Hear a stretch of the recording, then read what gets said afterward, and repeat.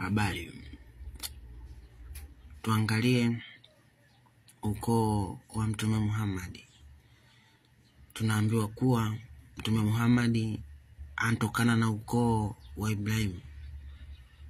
Karibu. Ni Ibn Abbas kila alipokuwa akijaribu kuonesha ukoo wa Mtume Muhammad, alikuwa akishangaa pale ambapo Mtume Muhammad alikuwa akiishia tu kumtaja Adnan.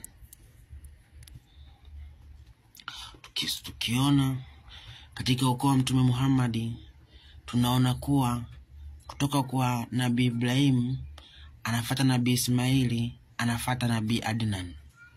Hivyo kuna gap linaloonyesha zaidi ya mababa 30 mpaka 40 ambao wanakosekana ili kuunganisha kati ya Ibrahimu na Adnan. Na haya tunayapata katika kitabu cha Al-Haq Maktum ukurasa wake ni wa 11, ambayo inasema ukoo wa Mtume SAW imepokewa katika hadithi kuwa wakati akitaja ukoo wake, Mtume SAW alikuwa anaishia kwa Adnan, na akifika hapo jizuia na kusema wamesema ulongo watu wa nasaba, alikuwa avuki Adnan. Na ukienda mbele unasema wamesema hakika pana kati ya Adnan na Ibrahimu, amani iwe juu yake, mababa 40.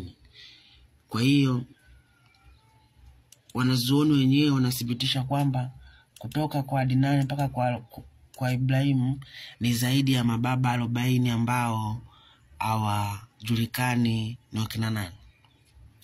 Kwa mujibu wa Mtume Muhammad mwenyewe, kila alipokuwa akitaja ukoo wake alikuwa akiishia kwa Adnan, maana mwenyewe amesema kwamba watu wa nasaba wamesema uongo, kwamba hakuna muunganiko kati wa Adnan pamoja na Ibrahim.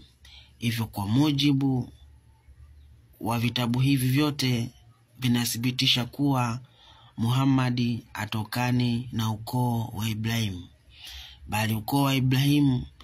bali ukoo wa Mtume Muhammad unaanzia kwa Adnan. Atakuja kuupata kwa mzee Hashimu ambaye anakuja kumzaa Abdul Muttalib. Hivyo kwa mujibu wa vitabu hivi vinathibitisha kuwa na Muhammad mwenyewe atokani na Ibrahim. Hivyo ndugu zetu Waislamu, nyie na Ibrahimu hamna muunganyiko wote, bali maneno tu, na Mungu